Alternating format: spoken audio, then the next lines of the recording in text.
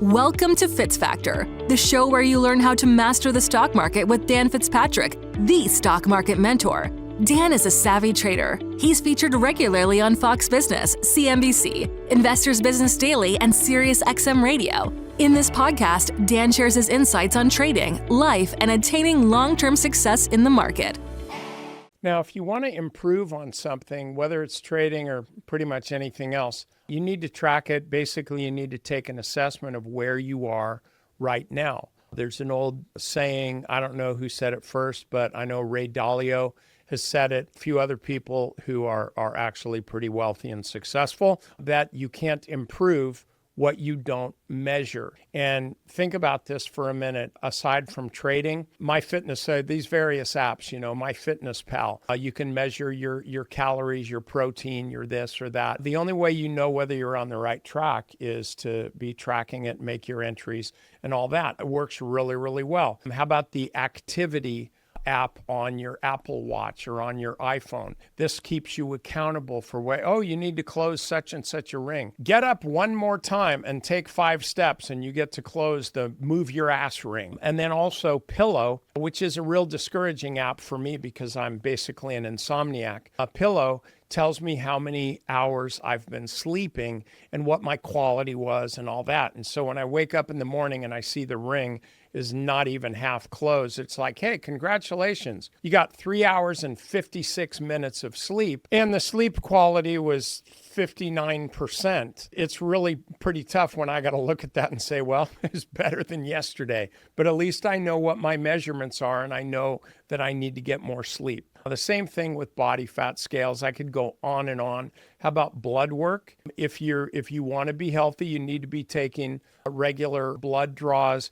Get your blood examined. And I'm not a healthcare professional. I used to be, though. But you want to be looking for inflammatory markers, various other things. There's a lot of different ways to track your health, okay? So why should trading be any different? Trading should be no different than any other aspect of your life that you're trying to improve. How do you know whether you're improving? Because you have a reference point. How do I know if I'm losing weight? Well, because I know what I weighed last week. Yesterday, doesn't matter. You're only as good as your last step on the scale or whatever. No, I want to see trends. So you want to be tracking anything that you want to improve. My God, if you're having fights with your husband or wife, write down how often you fight and then try to expand the time period between your arguments. And hopefully it's not measured in hours. We'll just put it that way. You can deal with your marriage counselor on that.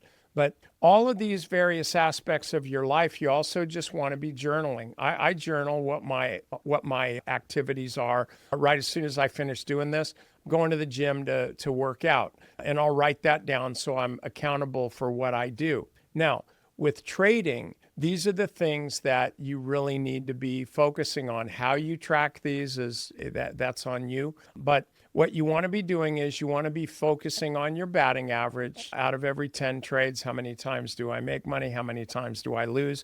And then what your average loss is and what your average gain is.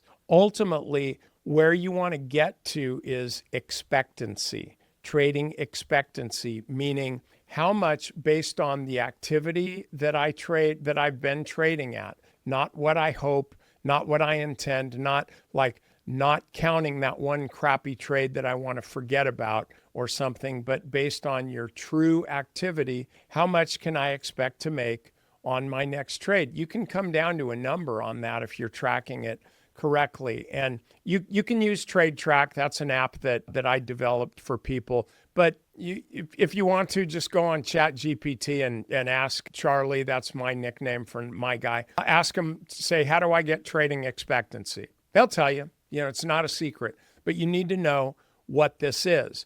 And so ultimately, what you want to be doing is you want to be having a tracking of your trades so that you know whether you're improving. You're able to spot your tendencies. This idea of expectancy, knowing how much you're going to make on your next trade. When I learned about that, and I first became exposed to that by Mark Minervini, I've known him for a long time, but I actually met him at one of his first workshops that he taught back in Myrtle Beach before COVID, when everything went online after that. And that's the first that I heard of really how to calculate your trading expectancy. And I kind of went like, oh my God, sorry for being blasphemous, but I think I've just found the Holy Grail. That's literally everything. And so what I suggest you do is, just like you want to do with your fitness, your weight, your screen time, which is also kind of scary when Apple tells you how many hours you're spending on your iPad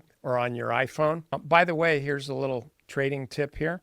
Make your phone black and white as opposed to colored. I promise you, I can tell you from firsthand experience, you will spend a lot less time on it. I don't know why, but it's weird. You just do.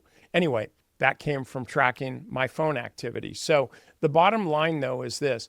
I want you to be writing down your trades however you're doing it. Again, you can use Trade Track if you want. I made that thing super cheap, super easy to use, frankly, to take away your excuse for not tracking your trades. However, maybe your broker, whatever, I don't know, but maybe your trading account, maybe your broker has a way that you can track your trades. You don't just have to go with mine. You can just probably do a word search for trade tracking and you'll find a whole boatload of resources. I just like mine. So the bottom line, though, is you got to start somewhere. You need a frame of reference. You need kind of a launching pad before you can go anywhere. So just stop what you're doing, take stock in how you are trading, and then from there, resolve to just do better. I promise you, if you'll go through this little process, it's going to wind up paying huge dividends in the money you make and the money that you do not lose, okay? Small losses, big gains, bigger money. Okay, why should you never average down? And that is when you're in a trade and it goes against you, you're losing money. Instead of selling it, which you should do, hey, it's your only option. That's the only thing you can do when you're losing money is sell it. Well, a lot of people get inventive and say, you know what? I think there's a different option. I can double down. I will go in deeper, spend more money, buy more stock on a position that I'm wrong. Why am I going to do that? I'm going to do that because then I've got a bigger position. Yeah, I'm losing my butt, but I've got a bigger position, which means that when the stock rebounds, it doesn't have to rebound as much, and I'll make all my money back. Now, what's the problem with that last sentence? What's the word that should not be spoken? When the stock rebounds. You don't know when that stock's going to rebound. Ultimately, it'll rebound. I remember Enron, it rebounded slightly, I think, right when it declared bankruptcy, and then the stock went out to zero. You don't know when a stock's going to rebound. And so putting more money into a losing trade is just not what you want to do. You don't think about it if you're an employer or a manager. You've got a lot of employees. Some of them are superstars. You love them to death. Others are just kind of mediocre. Maybe you don't even know their name. And then some are really, really crappy. And then there's this one who's always showing up late. The dude's a total gold bricker. Sometimes he even gets somebody else to punch his time card in if they have those anymore. I know they did when I was a kid. Well, they also had the punch cards too for different things, but that was last century. Anyway, you've got a really, really crappy employee with a bad attitude. Just nothing good about this guy. And so what do? You're going to give him a raise? You're going to give him a promotion and hope that he does better? No, you're just going to have a better paid crappy employee who's going to have a bad attitude. The point is, you reward your good employees. You leave them alone. Don't say, hey, I just want to pat you on the back. No, let the dude work, but you give him a raise. That means putting more money into a position that's working for you, that is rewarding you, that's telling you, hey, you're right on this trade. You're going to put more money into that. But if you've got a bad employee, you've got a stock that's going against you, fire that POS. Just get rid of it. Don't give it a raise in the hopes that it's going to do better. that it's going to turn around and pay you off. It won't. When you start doubling down, you're doubling your losses. I promise you that stock's going to keep going because you're breaking an inviolable rule of trading, which is losers average losers. Don't be a loser.